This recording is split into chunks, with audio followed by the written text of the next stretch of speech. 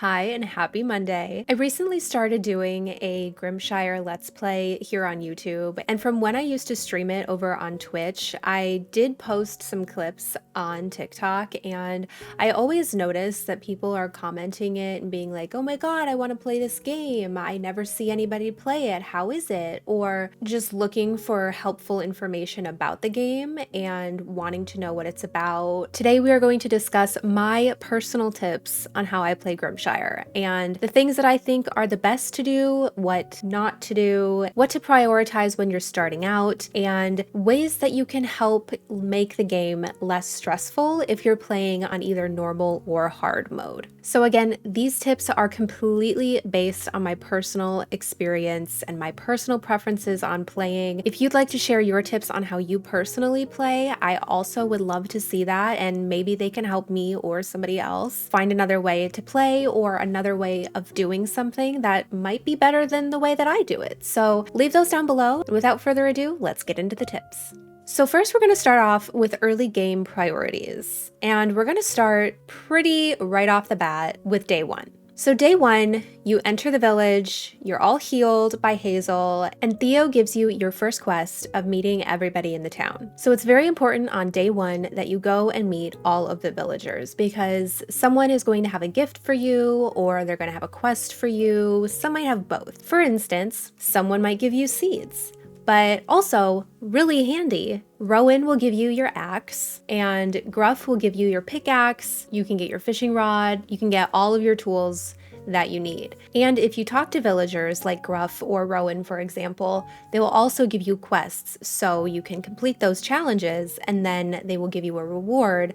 Like Rowan will give you a saw so that you can make planks, or Gruff will give you a smelter so that you can make ores into bars. So it's very important that you meet all of the villagers on day one. If you go up into your menu and you click on the map, you can hover over all of the villager names and it'll tell you exactly where they are on the map. So if you have any issues finding anybody, that's the best way to find them. Or if you really want to get everybody in one spot, at the end of the day, everybody hangs out at the tavern. So that's a really good place to get everybody in one spot at one time. Also, while you're going through and meeting everybody, make sure to go and re-talk to Theo, because he will give you, I believe, 200 coins, which is a pretty good head start, so you can go ahead and buy yourself some seeds to get yourself started. Next, we're going to talk about resource management. My number one tip for resource management and making sure that you can get as much as you can out of everything is making sure that you donate your items before you sell them. If you just caught a brand new fish that you've never discovered before, that means that it's a donatable item. It should go in the donation bin towards your quest for Adeline. Every milestone that you meet from the donation quest from Adeline, she'll give you a new item.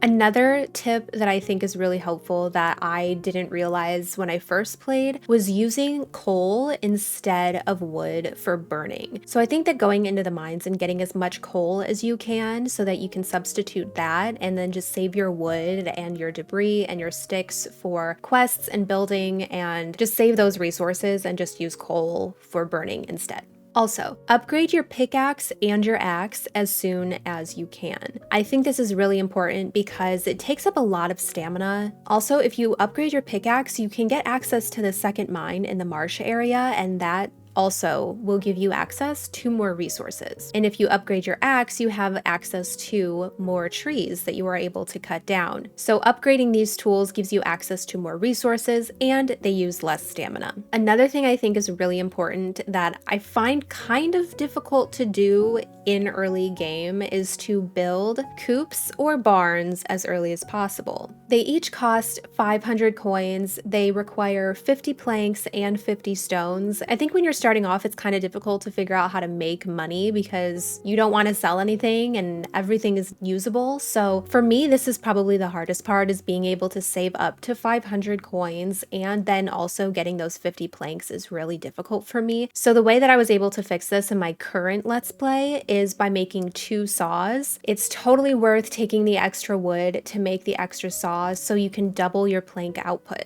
And being able to build these homes for your critters so that you can tame them and have them come live on your farm is very important, so that you can get an early start on breeding and fatten them up a little bit so that they're perfect and ready to go for when you need to butcher them. Because there's gonna come a time when you're gonna need some of those animal products and you're gonna be like, I really wish that my animals were grown, because I've been in that situation and I didn't have enough stuff and somebody died because of it.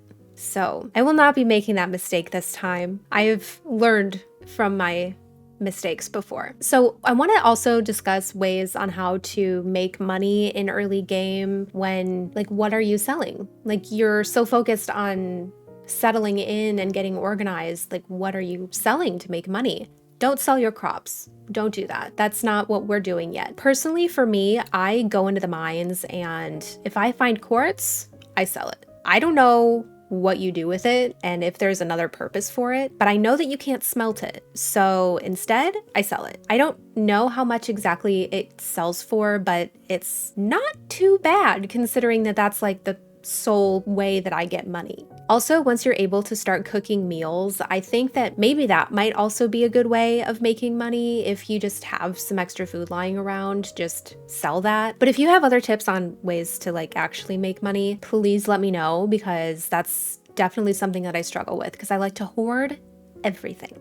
So now we're going to move on to your personal character survival. It's not really survival, but I guess more mechanics in the way of keeping up stamina and all of that. So I personally think that harvestables out in the wild are perfect snacks for when you need to reboost your stamina. But I also think that if you can, cooking meals for yourself, since they are high in stamina, but they also don't last that long, so putting them in the root cellar, to me personally, isn't really worthwhile because they're just going to spoil if they're not used. So always make sure if you're going out to have some sort of food on you so that you don't lose stamina and you can keep on grinding. Next, there's a skill tree that you can use to upgrade with your skill points. There's a ton of things in here, like not being able to scare fish away, increasing critter happiness, or using less stamina, or finding ores in the mines, finding more seeds. Like, there's a ton of things in there, more craftables, more recipes, a ton of new things that are in there that are really handy to learn. So when you can, make sure to go unlock those perks with the skill points that you earn from your XP.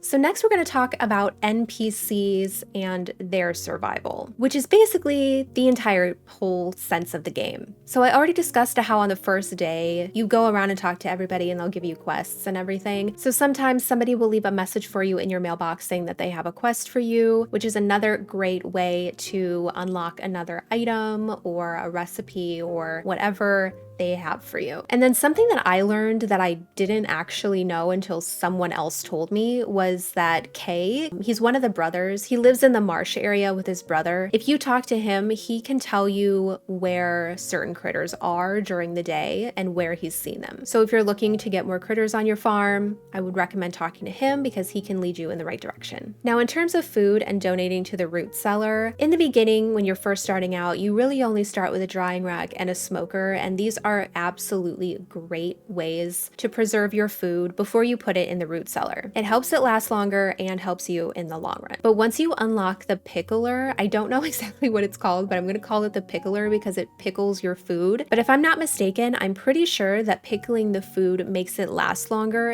and it also, I believe, sells for more money if that's what you're trying to do. So as soon as I got a pickler, I just started putting everything in there and then like ditched my drying racks, because the drying racks also don't work in the rain and you can't put them inside. Just keep that in mind. So the last thing that I'm going to talk about is my least favorite thing, and is something that I am personally coming up on in game, and I am not looking forward to it.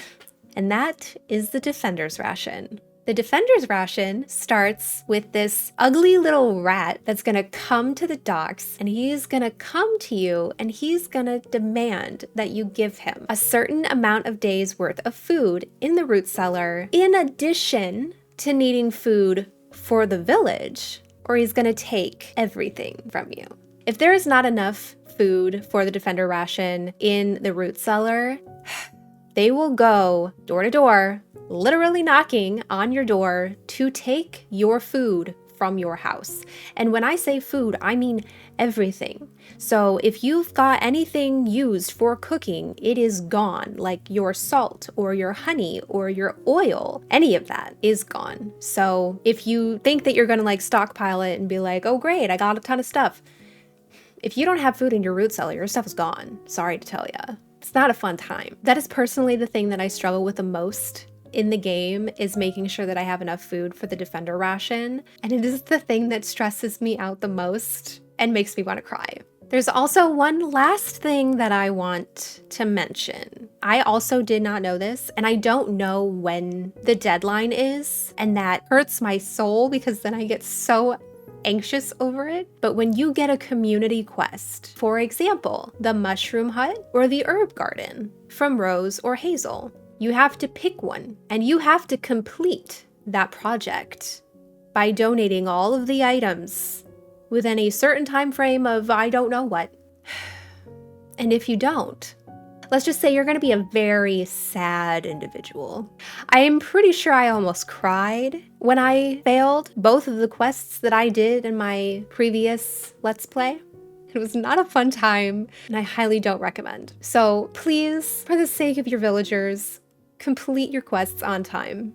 And I think my very last tip will end on this. Don't get too attached to your villagers, because God forbid something happened to them. You will be very, very sad. I promise. It's not a fun time. So those are my tips on playing Grimshire and what I personally do to keep everybody alive during the game. If you have any tips that you'd like to share, please leave them down below so that you can help me and anybody else who might be new to the game. And I am actually doing a Grimshire Let's Play on my YouTube channel right now, so if you are interested in seeing some of these tips in action, make sure you head on over to my playlist. I will have it linked right here if you want to watch it. And thank you so much for watching. I will see you in the next one. Bye!